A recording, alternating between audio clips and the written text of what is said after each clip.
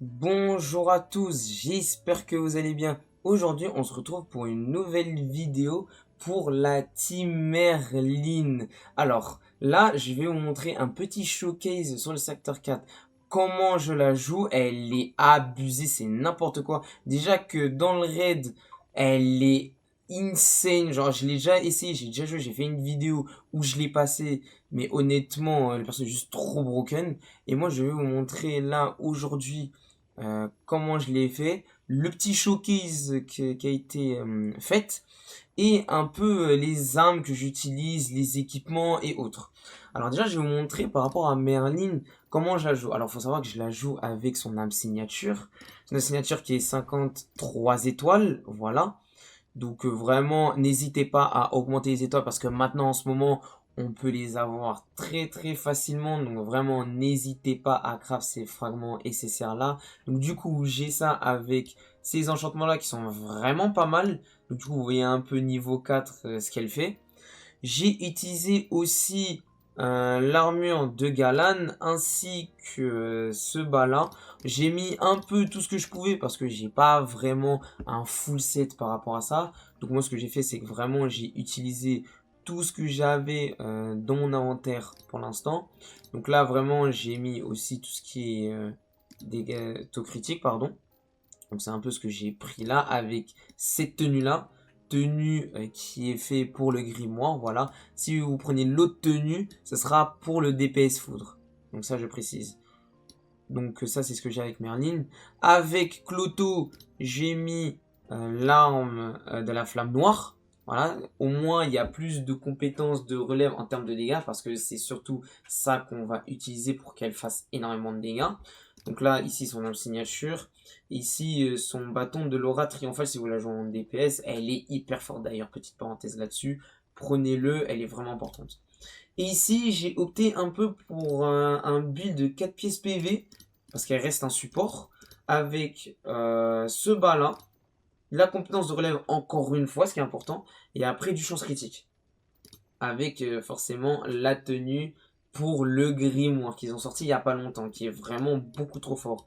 Parce que tant que le héros bénéficie d'un effet pyrénique ou barrière runique, donc c'est-à-dire quand vous utilisez le E ou même quand vous utilisez votre outil après ça, augmente les chances critiques de 12% et les dégâts critiques de 30% pour tous les héros alliés d'attributs froids. C'est-à-dire que Merlin va bénéficier de tout ça. C'est n'importe quoi. Après, nous avons Daisy.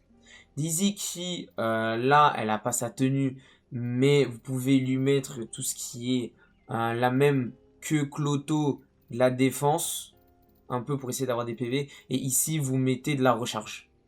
Vraiment, vous mettez de la recharge d'énergie. Et là, ça passe pour ici. Donc après, pour les armes, j'ai utilisé celui de la flamme noire ici. En grimoire flamboyant, ce qui va être vraiment important.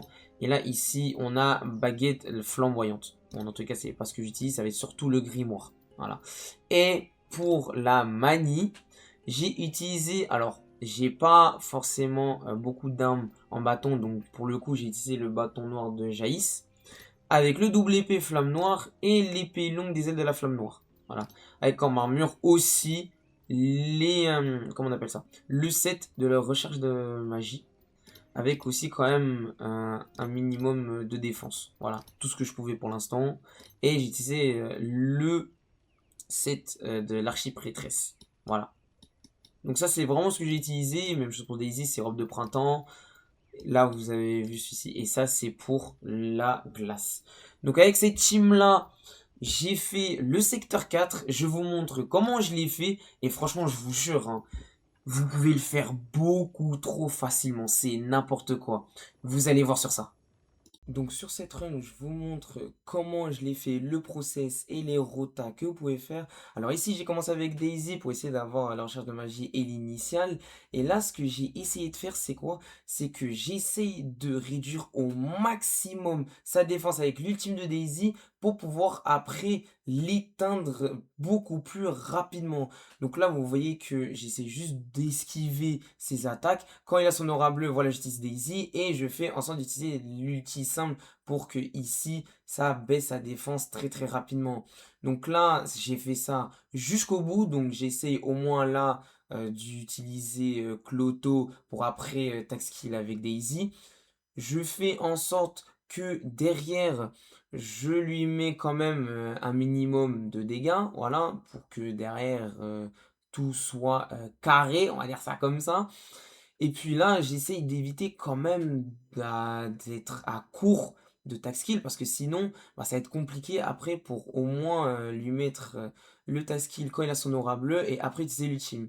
Donc voilà, j'utilise le tax kill, ultime Daisy et là, il a plus sa défense. Donc là, ce qui se passe, c'est que là, je vais faire une rota normale où je vais recharger la magie.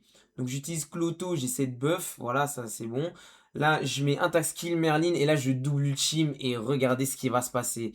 Là, j'ai mis le EA, je vais utiliser Cloto et là, ça l'a arraché. Je réutilise Merlin pour tax kill. Vraiment, regardez comment ces PV ont descendu, c'est n'importe quoi. Là, je fais un ultime simple et il est mort.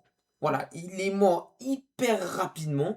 J'ai 3 étoiles, ça a été mon meilleur temps. Je sais pas si on se rend compte de ça, mais Merlin, juste en descendant au moins la défense du boss, quand vous le faites au maximum et que vous faites une rota normale, vous switchez sur Merlin, double ultime, Cloto, et après Cloto, Merlin, vous essayez de faire des tax kills à foison, derrière vous l'arrachez de fou, genre vraiment c'est n'importe quoi.